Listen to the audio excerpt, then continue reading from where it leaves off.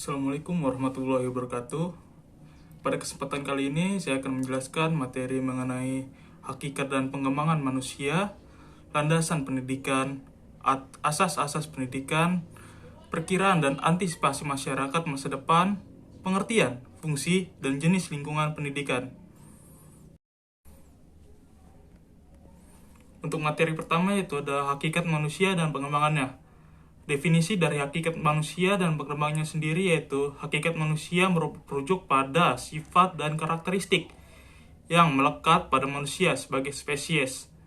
Manusia memiliki kemampuan untuk berpikir, merasakan, dan bertindak secara kompleks.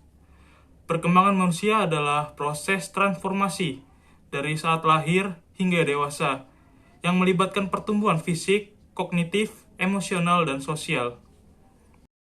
Sifat hakikat manusia merupakan sebagai ciri-ciri yang secara prinsipal bukan hanya gradual yang membedakan manusia dan hewan. Yang pertama itu ada bersifat filosofis. Sifat hakikat manusia yang bersifat filosofis menekankan pada aspek-aspek yang mendasari ekstensi dan kodrat manusia sebagai makhluk rasional dan berakal. Yang kedua yaitu ada bersifat normatif. Sifat hakikat manusia yang bersifat normatif menyoroti nilai-nilai moral dan etika yang mengatur perilaku manusia dalam hubungannya dengan sesama dan lingkungannya. Dimensi perkembangan manusia. Yang pertama yaitu ada dimensi keindividuan. Ini mencakup perkembangan yang unik pada tingkat individual, termasuk aspek-aspek seperti pengembangan kompetitif, kognitif, emosional, dan fisik. Yang kedua yaitu ada dimensi kesosialan. Ini menyoroti interaksi individu dengan lingkungan sosialnya.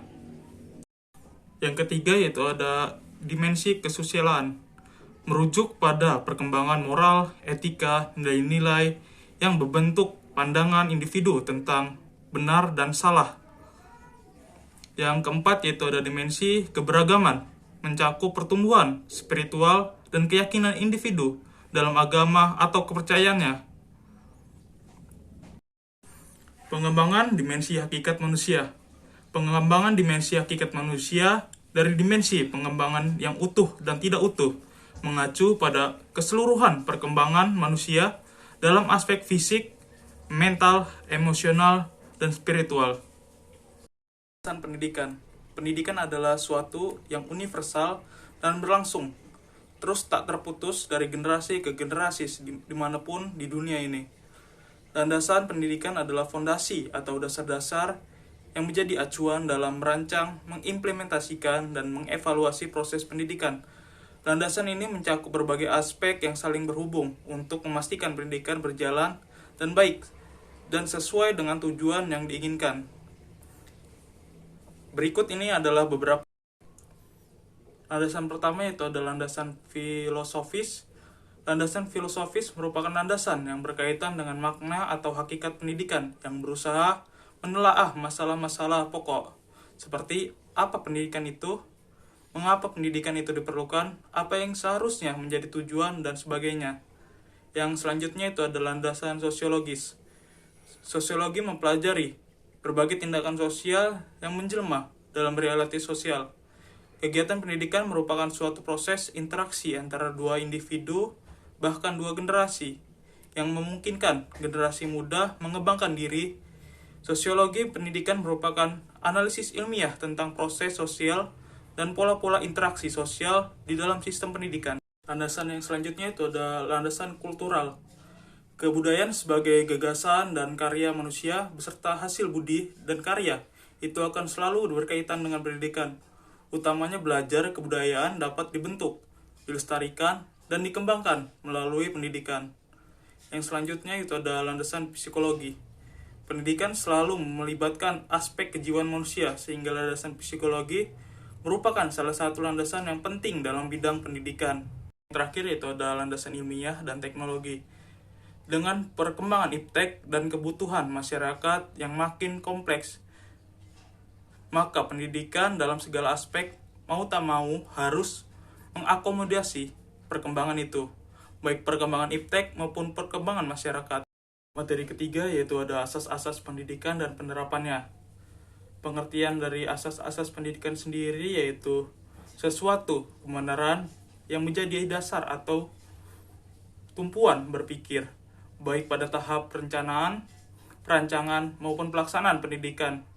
Ada 3 asas, yaitu asas tut uri wulandari, asas belajar sepanjang hayat, dan asas kemandirian dalam belajar. Permasalahan dalam penerapan asas-asas pendidikan. Masalah pendekatan komunikasi oleh guru yang pertama. Masalah dalam penerapan asas-asas pendidikan. Dari masalah pendekatan komunikasi oleh guru mungkin melibatkan kurangnya kemahiran komunikasi guru, kurangnya penggunaan teknik komunikasi yang sesuai, atau kesenjangan persepsi antara guru dan pelajar. Yang kedua itu ada masalah peranan pendidikan. Permasalahan peranan pendidik dapat termasuk ketidaksesuaian antara peranan yang diharapkan dari seseorang pendidik dengan peranan yang sebenarnya dilakukan. Yang selanjutnya itu ada masalah tujuan belajar. Sementara itu, masalah tujuan pembelajaran mungkin melibatkan ketidakjelasan dalam menetapkan dan menyampaikan objektif pembelajaran, kekurangan keterhubungan antara tujuan pembelajaran dengan keperluan pelajar. Yang kedua itu ada masalah peranan pendidikan. Permasalahan peranan pendidik dapat termasuk ketidaksesuaian antara peranan yang diharapkan dari seseorang pendidik dengan peranan yang sebenarnya dilakukan. Yang selanjutnya itu ada masalah tujuan belajar. Sementara itu, masalah tujuan pembelajaran mungkin melibatkan ketidakjelasan dalam menetapkan dan menyampaikan objektif pembelajaran, kekurangan keterhubungan antara tujuan pembelajaran dengan keperluan pelajar. Perkembangan penerapan asas-asas pendidikan. Perkembangan komunikasi dua arah, contohnya dengan adanya hubungan timbal balik antar siswa dan guru. Yang kedua itu menggeser peranan pendidik menjadi fasilitator, informator, motivator, dan organisator.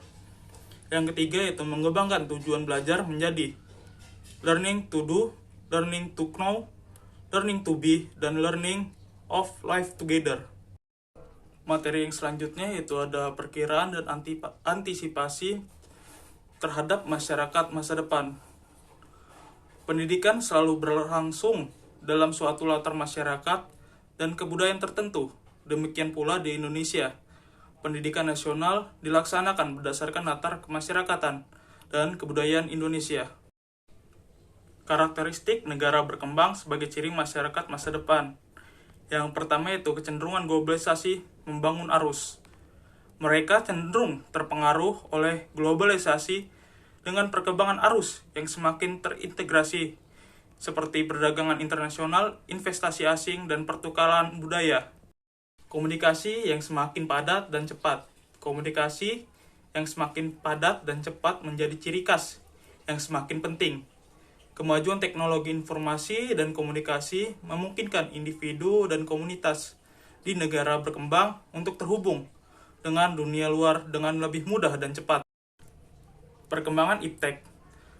Perkembangan ilmu pengetahuan dan teknologi, iptek menjadi pilar utama bagi negara-negara berkembang dalam mencapai kemajuan dan bersaing di tingkat yang global. Yang selanjutnya itu peningkatan layanan profesional. Peningkatan layanan profesional menjadi penting untuk memenuhi kebutuhan masyarakat yang semakin kompleks dan beragam. Ini mencakup bidang seperti kesehatan, pendidikan, infrastruktur, dan lembaga sosial lainnya. 4 bidang kekuatan globalisasi yang paling kuat. Yang pertama itu ada bidang iptek. Globalisasi mempengaruhi perkembangan iptek dengan memfasilitasi pertukaran pengetahuan, teknologi, dan inovasi di seluruh dunia. Yang selanjutnya itu bidang ekonomi.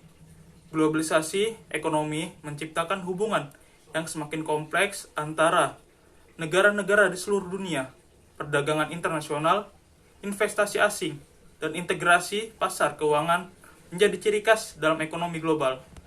Yang selanjutnya itu ada bidang lingkungan. Globalisasi memiliki dampak yang signifikan pada lingkungan, baik secara positif maupun negatif. Di satu sisi, kerjasama lintas batas dalam migrasi, perubahan iklim, dan konservasi sumber daya alam menjadi lebih penting. Upaya pendidikan dalam mengantisipasi masa depan.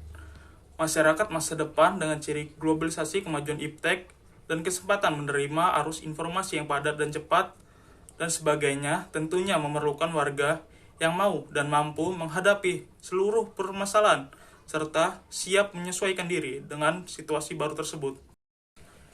Materi yang terakhir yaitu ada pengertian, fungsi, dan jenis lingkungan pendidikan. Pengertian dari lingkungan pendidikan sendiri, menurut Surya 2014, lingkungan adalah segala hal yang merangsang individu sehingga individu turut terlibat dan mempengaruhi perkembangannya. Dapat juga diartikan segala sesuatu yang ada di sekitar manusia, baik berupa benda mati, makhluk hidup, ataupun peristiwa-peristiwa yang terjadi, termasuk kondisi masyarakat. Pusat pendidikan. Yang pertama itu ada keluarga. Lingkungan pendidikan yang pertama dan utama, karena sebelum manusia mengenal pendidikan lain, keluargalah yang sudah ada. Yang selanjutnya sekolah.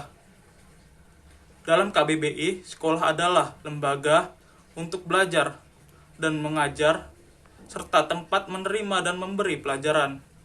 Yang terakhir itu ada masyarakat. Masyarakat adalah kesatuan hidup manusia yang berinteraksi dalam suatu sistem adat istiadat tertentu secara kontinu. Fungsi dari pendidikan. Fungsi pendidikan adalah membimbing anak-anak ke arah satu tujuan yang kita nilai tinggi. Pendidikan yang baik adalah usaha yang berhasil membawa semua anak didik kepada tujuan itu.